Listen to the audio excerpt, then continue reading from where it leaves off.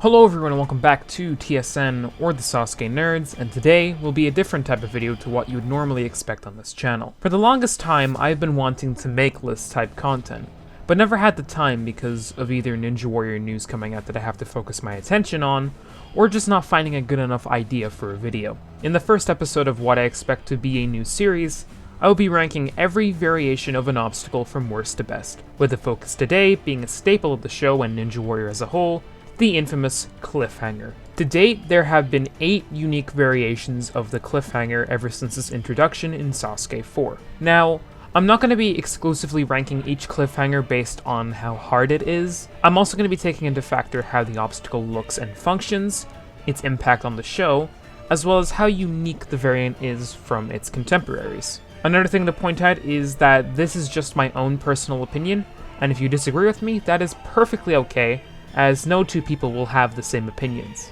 If you guys have a different order for these, please leave them in the comments below, and I would love to see them. And of course, if you go on to enjoy this video, make sure to subscribe to the channel for more regular ninja content. Anyway, let's get on with it. Number 8. Cliffhanger Dimension. That's right, at the bottom of the list, and honestly it's not really that close, is the latest rendition of the Cliffhanger obstacle, the Cliffhanger Dimension. I do not know where to begin with the issues that I have with this obstacle, but I think my first point is that the design of the obstacle is just so gimmicky and amateurish. Like, sure, the motorized parts of the obstacle are pretty cool to look at, I guess, but just because something looks cool and high budget doesn't mean it will perform at a high budget. More often than not, I see this obstacle desync on competitors, which leads to an unfair fall. Biggest example being Jun Sato in SASUKE 38.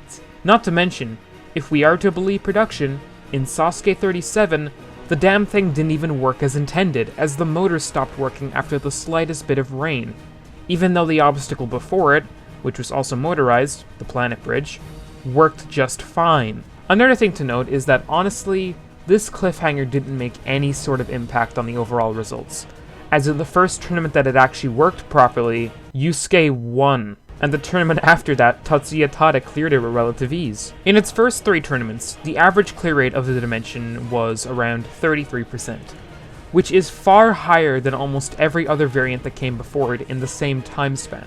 For comparison, the obstacle it replaced, the Ultra Crazy Cliffhanger, had a clear rate of about 18% in its first 3 tournaments. Overall, the Dimension does absolutely nothing to innovators stand out in the ninja world as an obstacle, and is well deserving of the bottom spot. Number 7.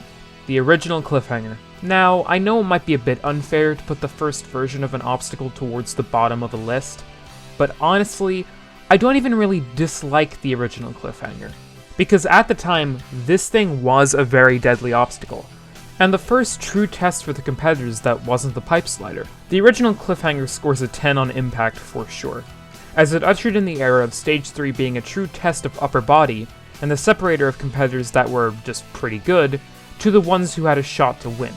Because before this, we got a total of 11 finalists in the first 3 tournaments. After the Cliffhanger was introduced, it took us 14 tournaments to reach that number again. And without the Cliffhanger, we could have seen up to 6 or 7 finalists take on the final stage in SASUKE 4, which would have been quite embarrassing for the world's toughest obstacle course. But of course, while it is iconic, almost every other Cliffhanger since then has built on it and made it better in its own unique way, which makes this the second worst Cliffhanger pretty much by default. Number 6.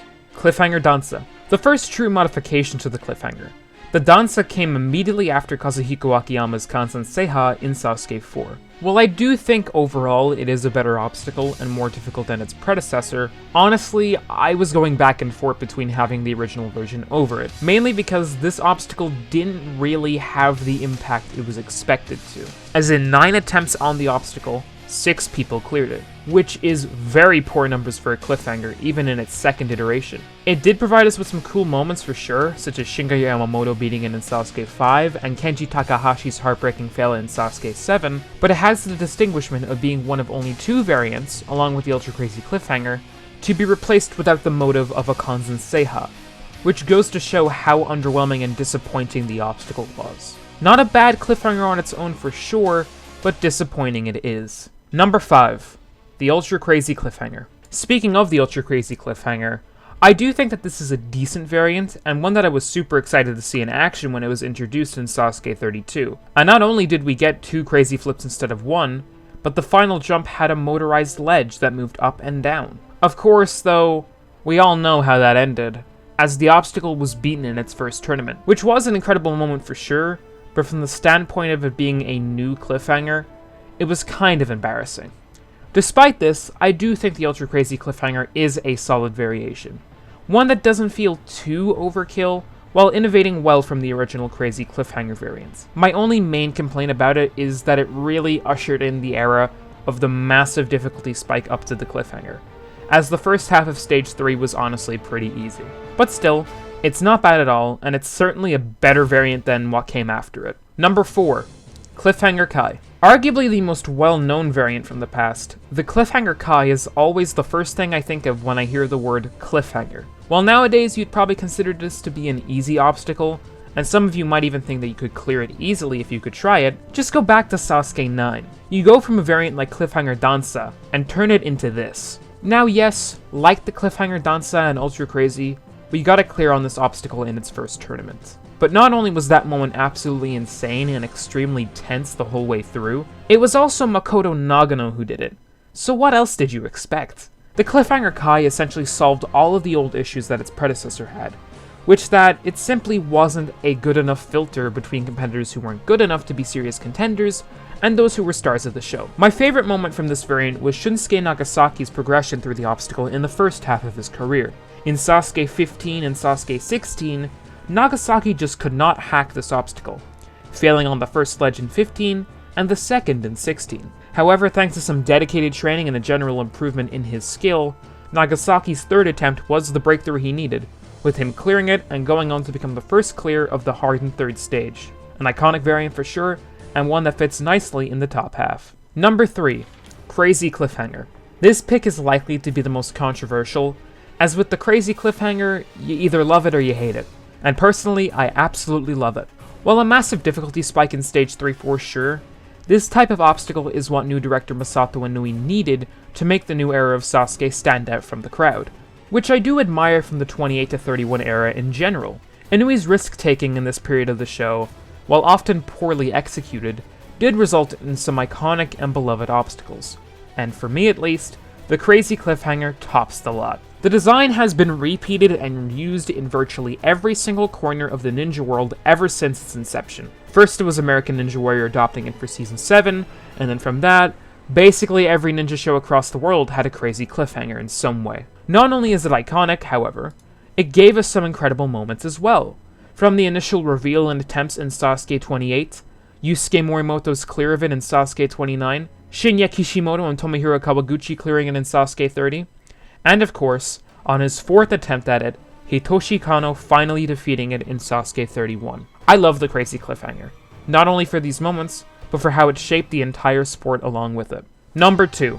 Shin Cliffhanger. For the longest time, I had the Shin Cliffhanger as my all-time favorite Cliffhanger variant. Again, it wouldn't be considered to be the most challenging Cliffhanger in the world nowadays, but at the time this thing was considered to be a massive difficulty buff from the Cliffhanger Kai. The second ledge was now at an angle, and the gap between it and the third ledge as a result was significantly larger than it used to be, making it almost impossible to reach over the traditional way, as Shunsuke Nagasaki learned the hard way in its debut tournament, Sasuke 18. You had to jump to the third ledge, and this tripped up so many competitors in its first few tournaments, from legend Makoto Nagano, who accidentally got himself disqualified by grabbing the top of the frame, to Kenji Takahashi and Levi Muenberg.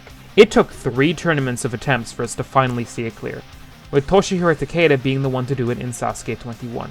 And unlike many variants before it, even after that, the Shin Cliffhanger continued to be ruthless, intimidating, and would eliminate competitor after competitor. Well, at least until Sasuke 24, when everyone just did what Yuji did, making the obstacle fairly easy and focusing all attention on the second half of the course. Still though, I think this was a near-perfect successor to Cliffhanger Kai.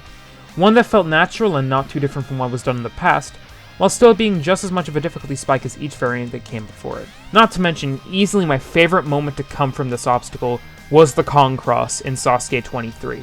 To this day, it is still one of my favorite moments in the show's history, as it's honestly the moment that made me love Kong so much. This variant fits nicely at number 2, but there is one variant that triumphs overall. Number 1.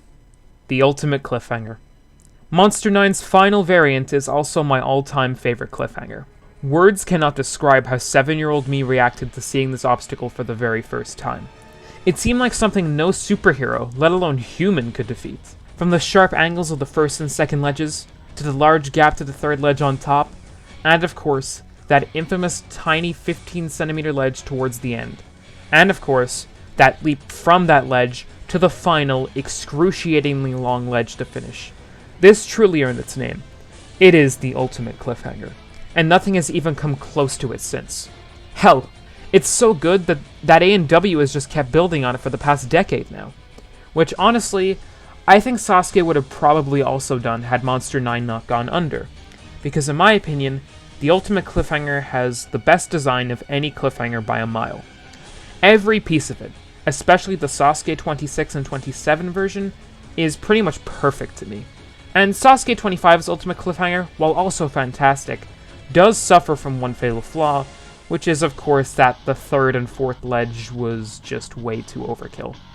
But of course, these were all fixed later on, and even then, the obstacle was only defeated in its final tournament by Yuji Yoshihara, Ryo Matachi, and Koji Hashimoto, while still taking out icons such as Makoto Nagano and David Campbell. The ultimate cliffhanger is an icon on the show, and to some, a reminder of how far the creativity of the show has fallen when it came to these cliffhanger obstacles. As, for the past decade now, we have been stuck in a crazy cliffhanger craze. The ultimate cliffhanger is for sure a well-deserving number 1. And those are my rankings, but what do you think? What is your favorite cliffhanger? And where do you think that the cliffhanger variant is going to go next in Sasuke? Let me know in the comments below, and as always, thank you guys so much for watching. If you enjoyed this video, make sure to like, share, comment, and subscribe to the Sasuke Nerds. Peace out, y'all.